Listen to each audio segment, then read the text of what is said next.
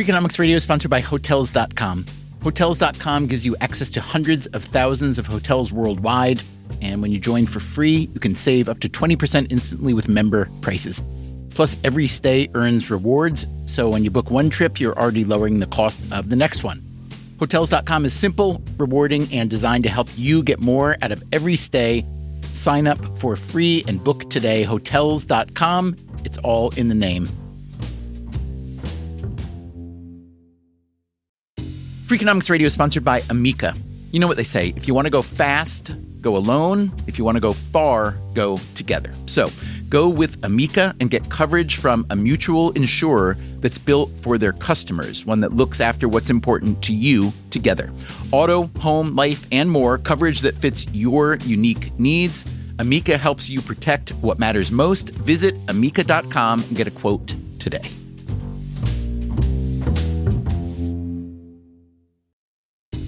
Freakonomics Radio is sponsored by Mint Mobile. Ditch overpriced wireless with Mint Mobile. Cut your wireless bill to $15 a month at mintmobile.com/freak. Upfront payment of $45 for 3 months, $90 for 6 months, or $180 for 12 months. Plan required, $15 per month equivalent. Taxes and fees extra, initial plan term only. Greater than 50 gigabytes may slow when network is busy, includes up to 20 gigabytes hotspot. Capable device required. Availability, speed, and coverage varies. See mintmobile.com.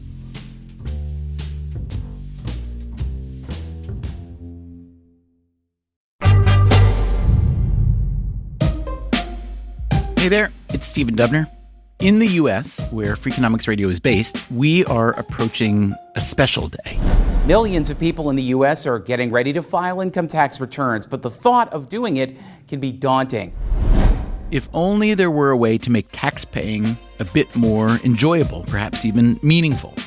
That's the theme of the episode you are about to hear. It's an update of a show we first published a few years ago. It's called How to Hate Taxes a Little Bit Less. Hope you enjoy. I never thought people would give money to government voluntarily. I ran this experiment to show that.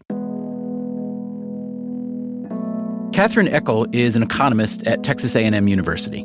But then it turned out that people will give money to government voluntarily if they support what the government is doing. Just to be clear, Eckel is talking about people giving money to the government above and beyond what they owe in taxes. This experiment she ran has some history. So in the 1990s, my collaborator Phil Grossman and I, we were looking at the experimental research on what are called dictator games. Dictator games had grown out of another lab game called Ultimatum, which in turn grew out of a famous game theory experiment called the Prisoner's Dilemma. Anyway, in the dictator game, you have an amount of money and you have an option to give some of it, say, to me. The gift is anonymous, nobody's watching you, you can do whatever you want.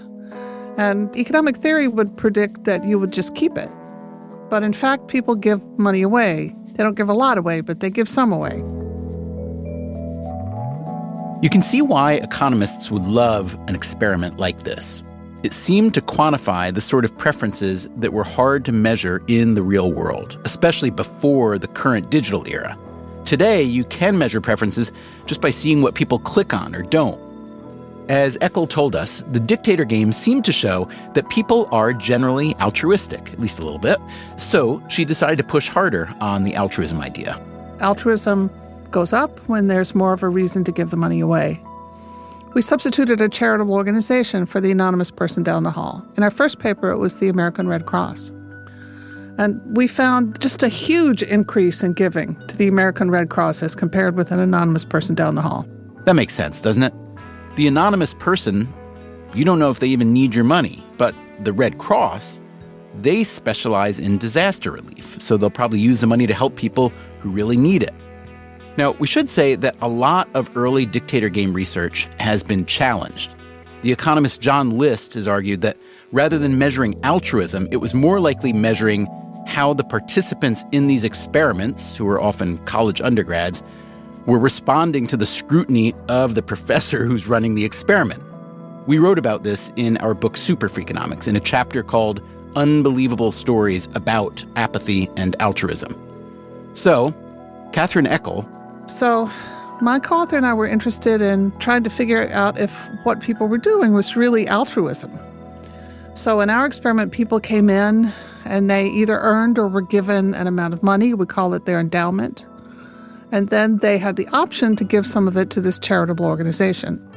They have a real amount of money and they're giving to a real charity. So it's an actual decision that they're making. They're forgoing some of their own income in order to give some money to somebody else. When Eccles saw her research subjects giving money to a charity, a new and interesting question came to her. What about the government? Would people donate to the government for the same reasons as they gave to charity? Maybe, but maybe not. When you give to a charity, you have a pretty clear idea what they're going to do with the money, or at least what you hope they'll do with it. And presumably, you only give money to charities with a mission you like. When you pay your taxes, it's a different story. For starters, it's not easy to know exactly how your tax dollars will be spent. But also, the government may spend your money on things you don't like. So, Catherine Eckel, in designing a new experiment, addressed that problem. She asked her research subjects if they wanted to donate some money to the government, but for a specific purpose, which happened to be the same purpose as the Red Cross donations, disaster relief. And what we found, to our shock and astonishment, was that people would give almost as much to a government organization as they would to a private organization. Allowing people to earmark is really successful at getting people to give more. This gave Eckel another idea. Maybe these findings could help address one of the biggest economic problems in the United States, the tax gap. That's the difference between the tax that is owed the federal government and what's actually paid. The U.S. tax gap is considered quite large for a rich country. The I.R.S. says it's around 15 to 20% of the total amount due. This adds up to $496 billion, nearly $500 billion each year in unpaid taxes. But here's the amazing thing. That is just a little bit more than the amount that Americans donate each year to charities. We happen to be an extraordinarily charitable nation. Again, this may not be a measure of pure altruism. We may give to charities because of social pressure or for the ego boost you get if other people see your name attached to the donation. We may give because of what's called the warm glow that goes along with donating. And, let's be honest, we may give because of the tax break. Still, this urge to give got Catherine Eckel thinking that maybe, just maybe, If there was a little bit of scope for people to direct their money, that would increase tax compliance. there's a lot of conversation these days about whether to levy more taxes, especially on corporations and the wealthiest individuals. Today on Freakonomics Radio, wouldn't it be a good start to collect the taxes that are already due but aren't being paid? And what if you could choose, even just a little bit, how your taxes will be used? Let's stir some competition by actually creating a market mechanism where the citizens can choose. And what if you could also choose a small gift in return for your tax donation? So for all intents and purposes, it's no different from shopping on Amazon. Would this actually work? I'm skeptical about how far you can get with the carrot approach. Are you skeptical? You'll have a chance to figure it out right after this.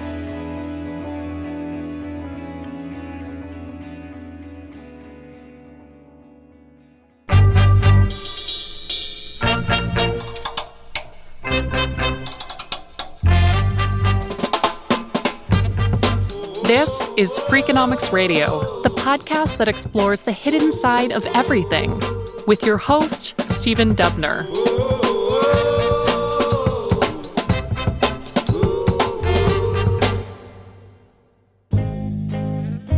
In case you hadn't realized, tax policy is a big deal. The impact of the tax system is absolutely pervasive. That's Joel Slemrod. I'm a professor of economics at the University of Michigan.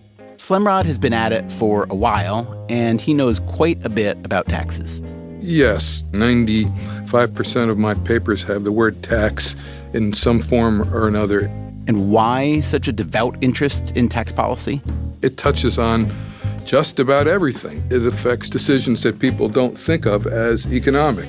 Whether to get married, how many kids to have. All of those decisions have tax aspects. They affect the rewards to certain activities and the costs of many activities. Activities including death. Imagine you're old and frail, you don't have much time left, and imagine the estate tax is about to be lowered. Here's what Slemrod and his co-author Wojciech Kopczuk found in a study they called Dying to Save Taxes. For individuals dying within 2 weeks of a tax reform, they write, a $10,000 potential tax saving increases the probability of dying in the lower tax regime by 1.6%. In other words, the dying person hangs on just long enough to die under the new estate tax rate. Or if you are a suspicious type, you might imagine the dying person's family tries to prolong their life in order to pay less tax, or maybe even fake some paperwork after the fact. In any case, that's how much effort can go into avoiding taxes. Although some people don't go to that much trouble. They just decide to not pay what they owe or to not declare all their income. The best estimate we have is that for federal taxes, about 16% of what should be remitted is not. Now, that 16%, again, this is the tax gap we're talking about, that needs to be pulled apart because there are two distinct categories of taxpayer. Those who have good opportunities to cheat and those who don't. If you are an employee, you likely belong to the second category. Not much chance to cheat. The I.R.S. guesses that if you're an employee and you have wages and salaries, the non-compliance rate is about 1%. And that's because your taxes are being automatically withheld from your paycheck. So if you really want to cheat on your tax return, you'd have to do something like fake a bunch of charitable contributions or claim deductions for your 37 children, which is probably more children than you actually have. The point is, the IRS already knows, thanks to the W-2 form your employer generates, exactly how much money you've made and how much you've already paid in taxes. On the other hand, if your income is self-employment income where there is no third-party reporting, they think that number goes from 1% to over 60%. To over 60% noncompliance? How is that even possible? Well, note exactly what Joel Slemrod said. If your income is self-employment income where there is no third-party reporting. That is, if you work for yourself and someone pays you directly, they don't necessarily generate a tax document the way an employer does. Say you run a restaurant or a construction company or a farm. The IRS doesn't know how much money you actually made because nobody told them. It's up to you to give the IRS a figure. And they don't have the right to request your bank records unless you're already being audited on suspicion of tax cheating. So, without third-party reporting, people with self-employment income have a real temptation to lower the income they report. And then there's income from business partnerships and investments, all of which tends to be fairly opaque and also tends to accrue to wealthier people who have greater resources for what you might call tax management. All this underreported income is responsible for about 80% of that nearly $500 billion tax gap. The rest is due to underpayment or outright non-filing. But these are all forms of tax evasion, which, to be clear, is not the same as tax avoidance. What's the difference? Well, technically, the difference is that avoidance are legal ways to reduce your taxes and evasion are illegal. I think the nicest description of that comes from Dennis Healey, who was Chancellor of the Exchequer in the UK. And he said the difference between avoidance and evasion is the thickness of a prison wall. And lest you think tax evasion is a new problem, think again. We will get into the history of tax evaders and much more after the break. I'm Stephen Dubner. This is Freakonomics Radio. We'll be right back. Freakonomics Radio is sponsored by Figure. Did you know that 40% of homeowners own their home outright? If that's you, don't let your equity sit idle. Tap it with a home equity line of credit. Figure, the #1 non-bank HELOC lender in the U.S., helps tap equity you've built in your home so you can do things like tackle a renovation or pay down debt. HELOC is a line of credit secured by your home. You can draw what you need, repay, and draw again. Figure offers a 100% online application. Get approved in 5 minutes and funding in as few as 5 days. It's faster than a bank loan and cheaper than a personal loan. Check your rate today without impacting your credit at figure.com/Freakonomics. This post is sponsored by Figure, NMLS ID 1717824. Figure is an equal housing lender. For more information about their licensing, visit nmlsconsumeraccess.org. Figure's HELOC is subject to credit approval and terms apply. Freakonomics Radio is sponsored by Square, the business platform that helps sellers become neighborhood favorites. No matter if you're selling 3D printed art or running a design studio, Square helps you run your business without running yourself into the ground. Square was made to work on the go, so you can sell wherever your customers are. With Square, you can track sales, manage inventory, and access reports in real time, whether you're in the shop, on the go, or running things solo. Square supports every major payment method, including tap to pay, and offers instant access to your earnings through Square Checking. Sellers save an average of 44 hours per month by skipping bank transfer delays. With Square, you get all the tools to run your business with none of the contracts or complexity. And why wait? Right now, you can get up to $200 off Square hardware at square.com/go/Freakonomics. That's SQUARE.com/GO/Freakonomics. Run your business smarter with Square. Get started today. Freakonomics Radio is sponsored by TalkAboutPD.com.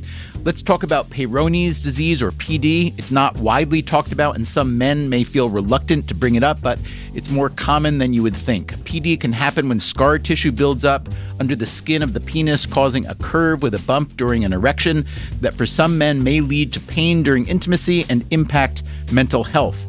A trusted urology specialist can help diagnose PD and walk you through your options, including non-surgical treatment. Visit talkaboutpd.com.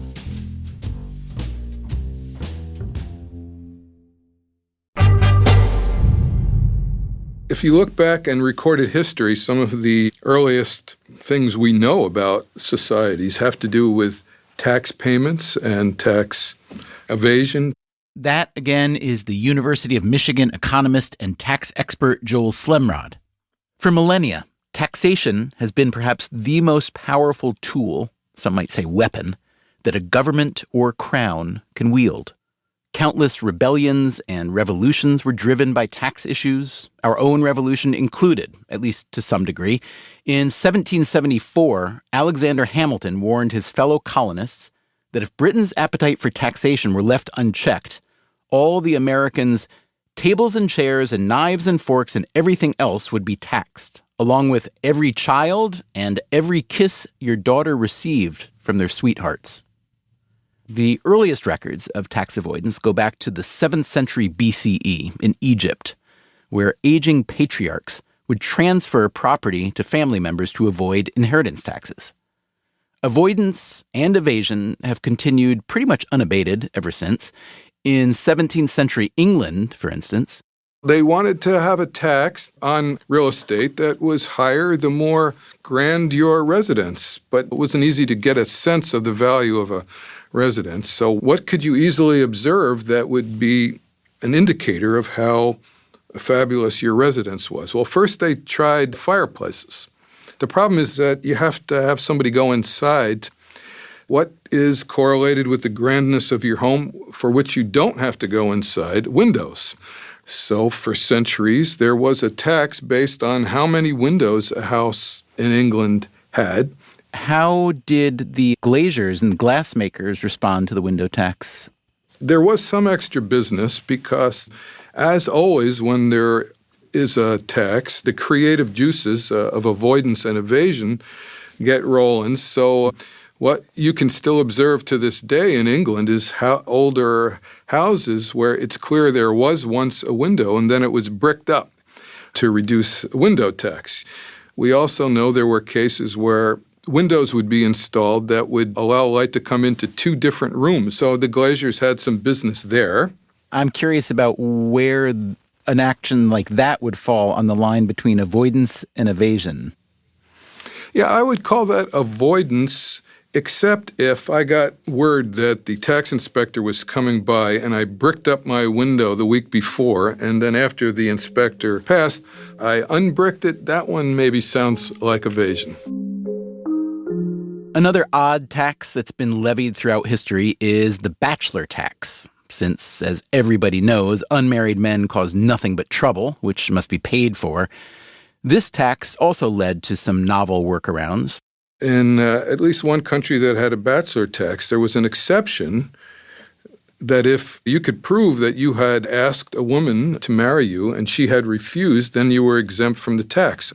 So a market arose for what were called professional lady rejectors, who for a fee would fill out the form saying, yes, you had asked them for their hand in marriage and they had refused, and you would take this to the tax office and be exempt from the bachelor tax. There has been a lot of talk lately of instituting new wealth taxes in the U.S. President Biden has called for Congress to pass a billionaire minimum tax, a 25% tax on households worth more than $100 million. Knowing what we now know about professional lady rejectors and bricked-up windows, you can imagine that the targets of a new wealth tax would likely prove quite adept at avoidance, if not outright evasion. That has been the case in several European countries where wealth taxes have been tried. As one recent OECD report put it, the revenues collected from net wealth taxes have, with a few exceptions, been very low. In France, for instance, more than 40,000 millionaires left the country between 2000 and 2014. For what it's worth, American economists who support these wealth taxes insist that they've learned from the Europeans' experience and that the U.S. has some advantages. Unlike many European countries, for instance, the U.S. already requires its citizens to report income to the I.R.S. regardless of what country they live in. But given the seemingly eternal and universal urge to avoid paying taxes, one imagines that other creative solutions would be found. So, what's a country to do if it wants to increase tax compliance? Here's one clue. The I.R.S. reports that 96% of respondents to an independent poll agreed with this statement. It is every American's civic duty to pay their fair share of taxes. But when asked why they pay, 62% answered fear of an audit.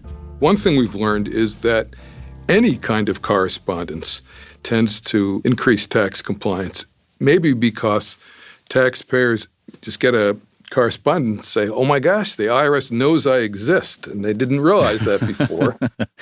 So you're more stick guy than carrot. I'm more of an incentive guy, so either carrots or sticks are incentives, but among incentives, I think the evidence suggests that sticks work better than carrots. But, Slimrod says, the I.R.S. doesn't have a very big stick. The real budget of the I.R.S. is down over 20% since 2010. Audits are down a third.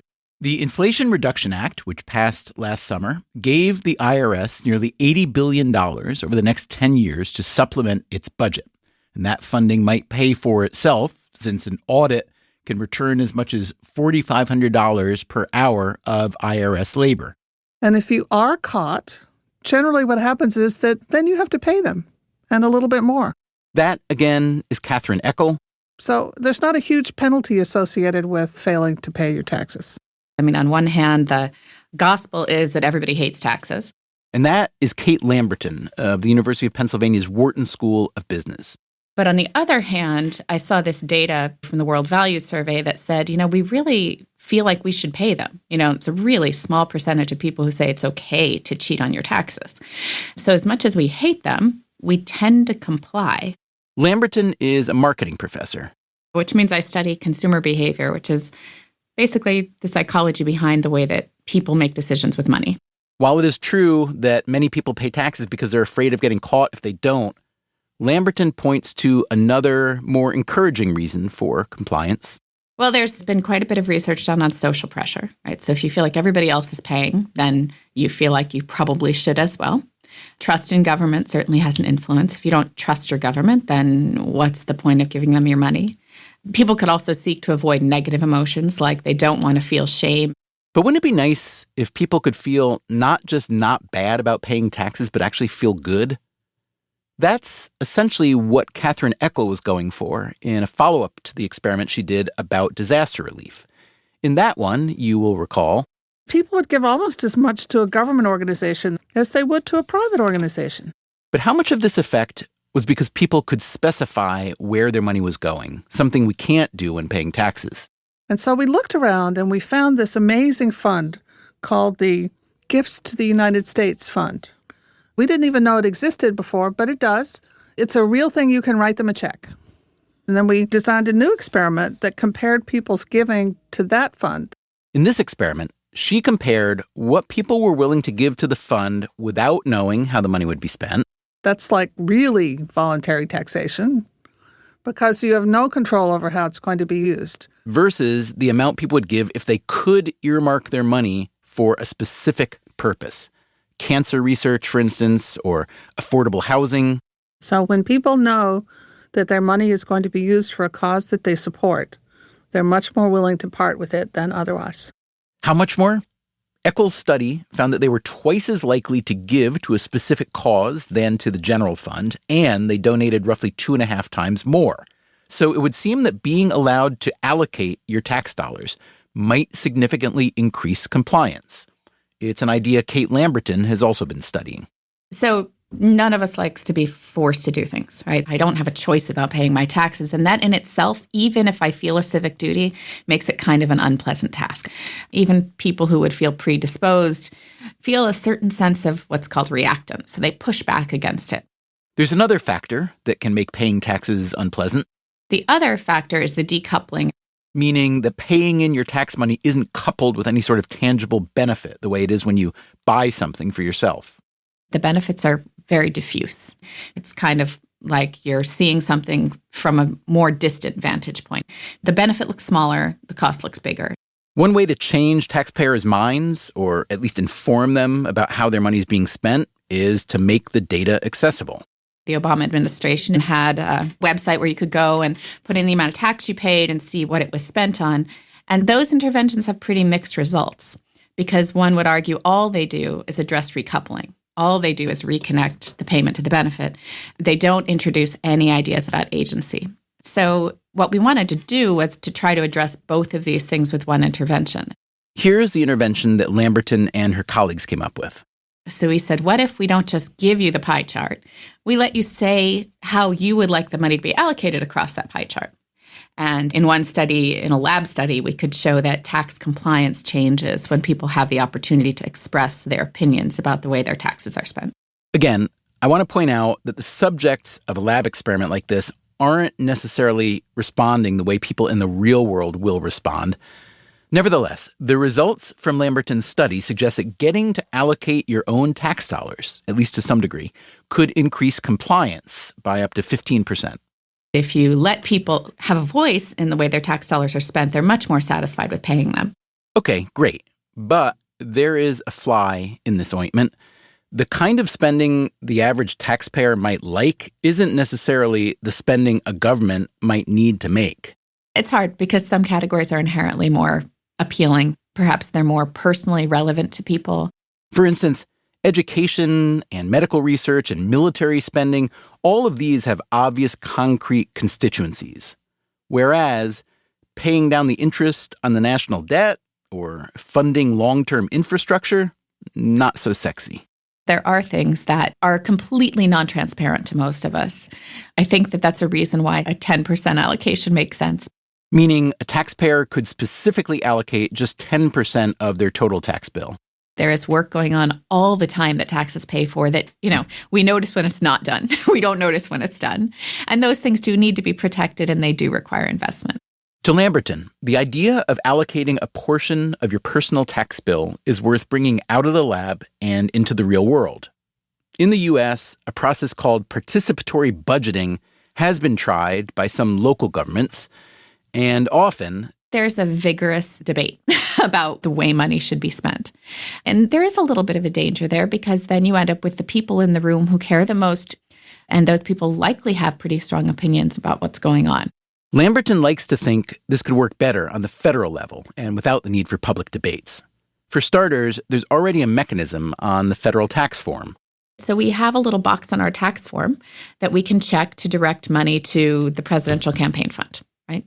That is a very simple introduction of agency that's just a yes, no. It does seem to me possible that we could expand that expression of agency. But is there a concern that participatory budgeting would radically realign the actual federal budget? Based on the evidence from her research, Lamberton doesn't see that happening. So in the aggregate, what ends up happening in the U.S., at least, is the defense budget, which is a huge portion of the pie, goes down. And I will say that's in part because our participants tended to be slightly more liberal than the population as a whole. But a lot of the other budgetary categories don't change an enormous amount. So while on an individual level you might see big change, in the aggregate, it actually isn't a seismic shock that would be that different from what you would see when an administration changes. Okay, if you believe that giving people some power over their tax payments will increase tax payments, what's the next logical step? The hometown tax system is absolutely fantastic. Coming up after the break, we travel to Japan with the thought of stealing one of their very interesting tax ideas. We'll be right back. You are listening to Freakonomics Radio.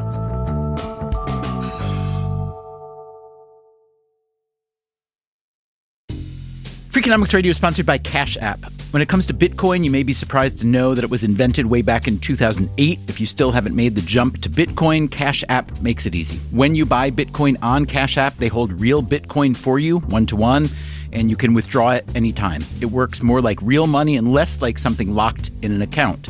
No extra steps, no restrictions, just access and control when you need it. For a limited time, new customers can get $10 added to their balance. Just use code BITCOIN10 when you sign up. And don't forget this part, send at least $5 to a friend in the first 2 weeks. Terms apply. Cash App is a financial services platform, not a bank. Banking services provided by Cash App's bank partners. Bitcoin services provided by Block Incorporated brand. For additional information, see the Bitcoin disclosures at cash.app/legal/podcast.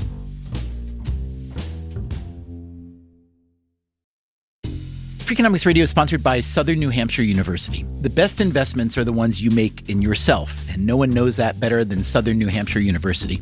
With more than 200 online degree programs, no set class times, and low online tuition, Southern New Hampshire University is built to fit your life today and set you up for success tomorrow. Education is an investment. Why not make it a smart one? Apply for free at snhu.edu/Freakonomics. Freakonomics Radio is sponsored by Zip System. Zip System building enclosures are designed as one integrated roof and wall system that makes it faster and easier to create a tight, dry building enclosure. Instead of a mix and match approach, all components work together as one system, eliminating the need for house wrap and felt. Because they keep your build protected against weather starting from day one, that means fewer steps and less opportunities for delays. Explore their family of products and learn more at zipsystem.com.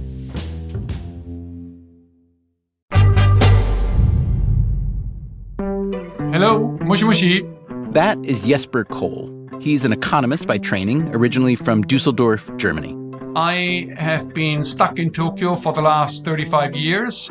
These days, he works for the Monex Group, a financial services firm. Before that, I first worked for 3 years in Japanese politics and then moved on into the world of finance, being the chief economist and head of research for both Merrill Lynch and JP Morgan. So Kohl is fairly steeped in Japanese politics and economics, which, we should say, he adores. I mean, I've said this time and again, I want to be reborn as a 23-year-old Japanese. Kohl has been called the last optimist about Japan, whose economy has for decades been marked by stagnation and even deflation. Japan's citizenry is aging. Despite labor shortages, the country's traditionally been reluctant to allow foreign workers, although that's finally changing. But Jesper Kohl isn't worried about any of it. The Japanese economy is the envy of the world in the sense that it actually balances multiple outcomes, whether it is economic freedom, whether it is equity, whether it is growth. You find that overall the outcome that the economy produces for the citizens of Japan is absolutely fantastic. That said, even an optimist of coal's intensity admits there are structural issues. The Japanese economy ultimately is very much a two-tiered economy in the sense that you've got the economic concentration in the megacities, Tokyo, Osaka, and Nagoya. Those three centers effectively account for about 3/4 of Japan's employment and value add creation. So the hinterland, the rest of the country, effectively is always in deficit. And that, if you look at the Japanese national budget, is also reflected in a very big redistribution effort. If the budget in Japan is about 80 trillion, you find that almost 20 trillion go to redistributing funds from the rich urban centers into the regions of the economy. By the way, those trillions Cole is talking about are yen, not dollars. In any case, what's happening in Japan, the imbalance between cities and the hinterland, is not so different from what's happening in many countries, including the U.S., as the world gets more urbanized. But in Japan, it's extreme. 92% of the Japanese population lives in urban areas. In the U.S., that number is just over 80%. The trend in Japan, as elsewhere, is that young people who grow up in rural areas eventually move to the big city, which leaves their hometown with an aging population and a depleted tax base. To fight this problem, Japan introduced in 2008 what's called a hometown tax system, or furusato noze.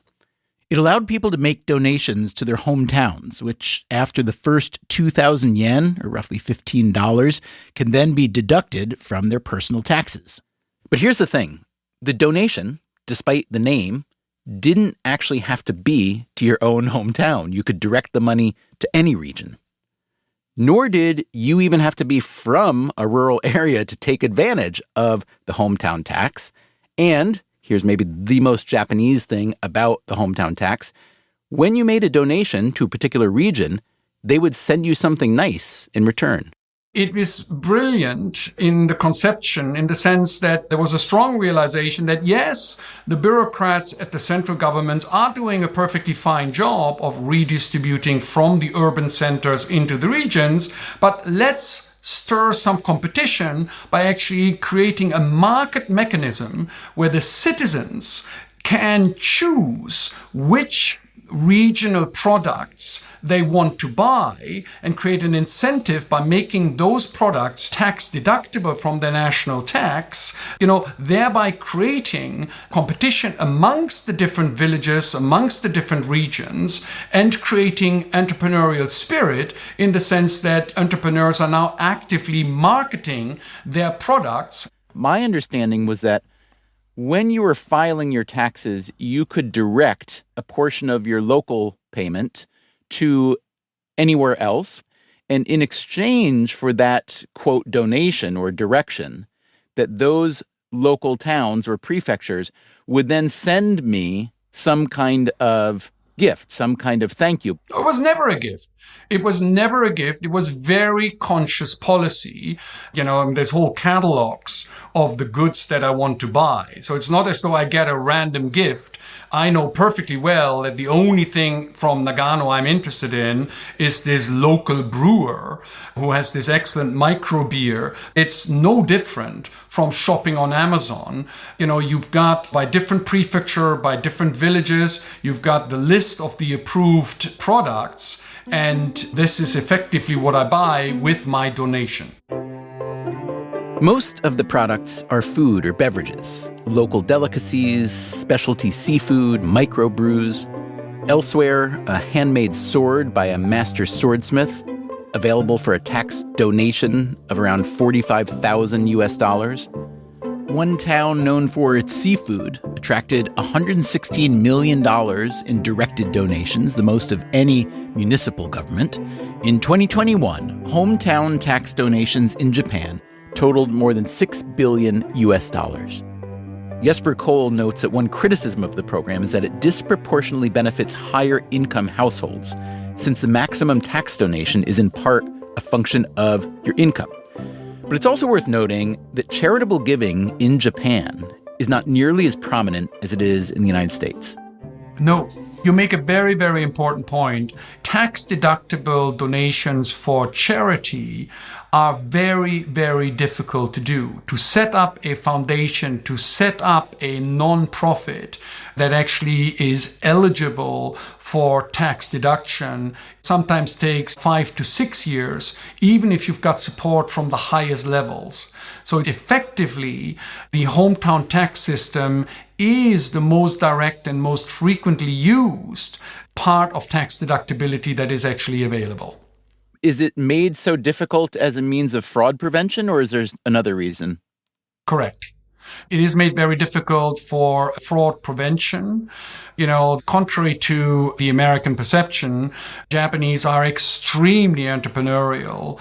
And if you've lived in deflation for one generation, trust me, you know how to eke out an additional 1 yen or 1 nickel. So the hometown tax scratches a variety of itches. It redistributes income from the big urban areas. It gives people, at least high-earning people, a way to contribute to specific causes, since many towns advertise what the funds will be used for, and it rewards donors with nice stuff. It also, as Jesper Kohl likes to argue, drives the entrepreneurial spirit.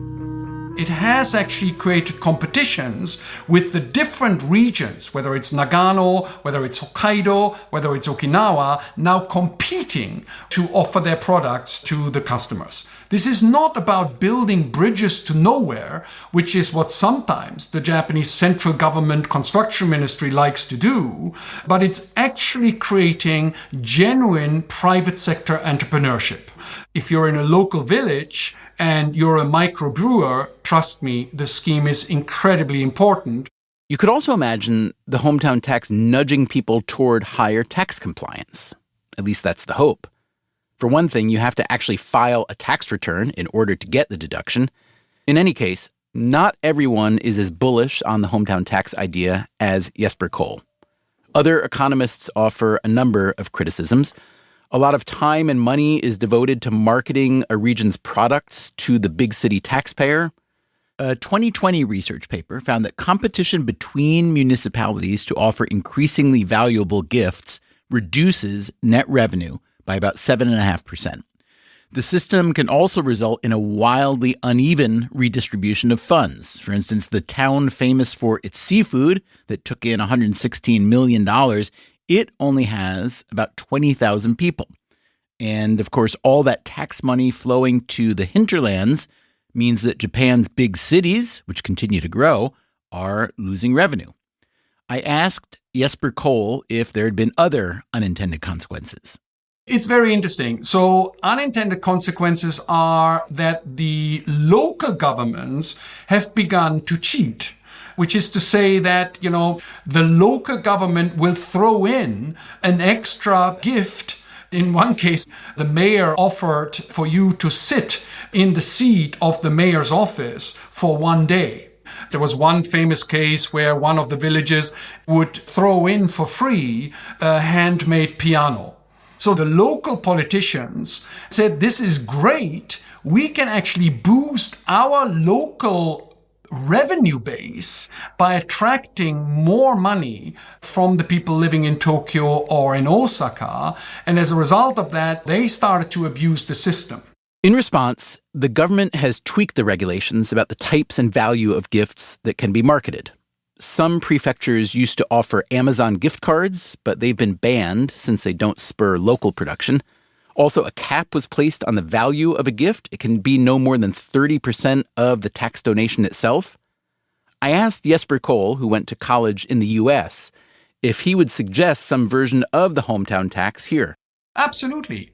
I think that the key point is, how can I create a hybrid structure where, yes, I can use national policy to actually create incentives for local entrepreneurs to produce locally and to increase their sales, to increase the brand awareness of their products, on the global stage. That's where the hometown tax system is absolutely fantastic. Kate Lamberton, the Wharton marketing professor, sees the Japanese hometown tax idea as tricky territory. People generally feel a strong responsibility to pay taxes. I think that one of the dangers there that Japan is facing in the long term is that they've taken that intrinsic motivation and they've translated it into something that's extrinsic now.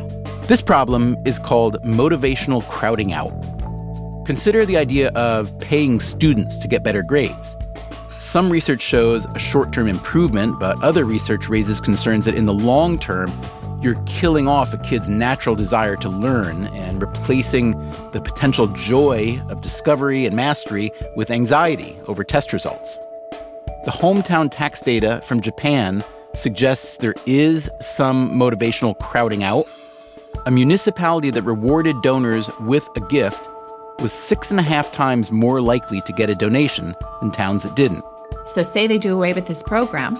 What happens now is people say, well, I used to get cool stuff for paying my taxes. I don't get cool stuff anymore. So now that intrinsic motivation has been eroded and the extrinsic motivation has been taken away, it's possible that in the long term, what they end up seeing is a higher level of noncompliance than they did before this program existed. Economists are really focused on incentives. Catherine Eckel again from Texas A&M. And they believe really strongly that if you give somebody an incentive to do something, that they're more likely to do it. But there's more and more evidence emerging that incentives can break a system that's already working without incentives.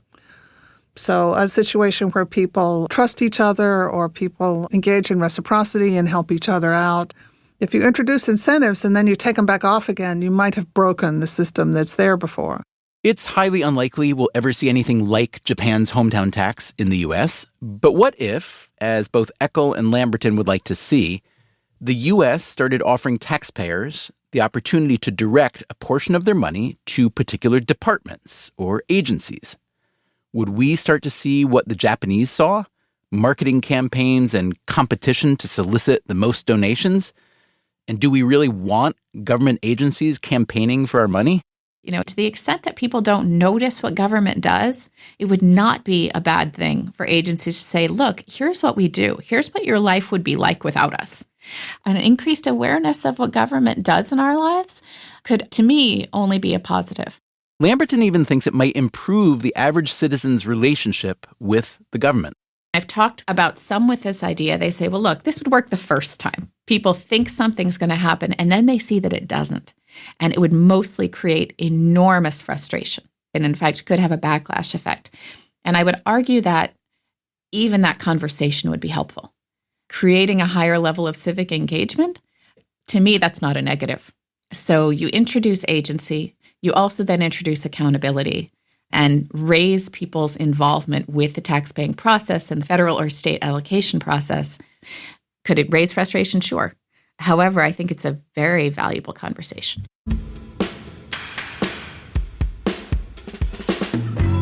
Coming up next time on Freakonomics Radio.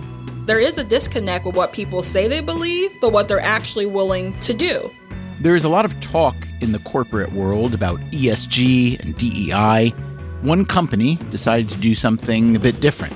We decided to bet that bringing jobs to an area that hadn't had opportunity would be a good business decision. Can a job change a life? That's next time on the show. Until then, take care of yourself, and if you can, someone else too. Freakonomics Radio is produced by Stitcher and Renbud Radio. This episode was produced by Matt Hickey and mixed by Greg Rippin. We had help from James Foster and Ryan Kelly. Our staff also includes Zach Lipinski, Morgan Levy, Catherine Moncure, Alina Kuhlman, Rebecca Lee Douglas, Julie Canfer, Eleanor Osborne, Jasmine Klinger, Daria Kleinert, Emma Terrell, Lyric Bowditch, and Elsa Hernandez. The executive team of the Freakonomics Radio Network is Neil Carruth, Gabriel Roth, and me, Stephen Dubner. Our theme song is Mr. Fortune by the Hitchhikers. All the other music was composed by Luis Guerra. As always, thanks for listening. Another one that I find fascinating is the beard tax. If you were going to go outside with a beard, you had to have a token that you purchased that showed that you had paid the beard tax. The Freakonomics Radio Network. Stitcher.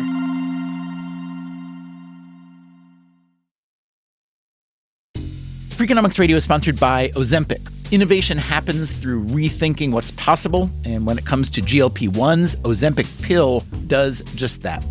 Learn more about Ozempic semaglutide tablets, 4 and 9 milligrams, by calling 1-833-OZEMPIC or visit Ozempic.com to view the medication guide and ask your doctor what's possible with FDA-approved Ozempic pill.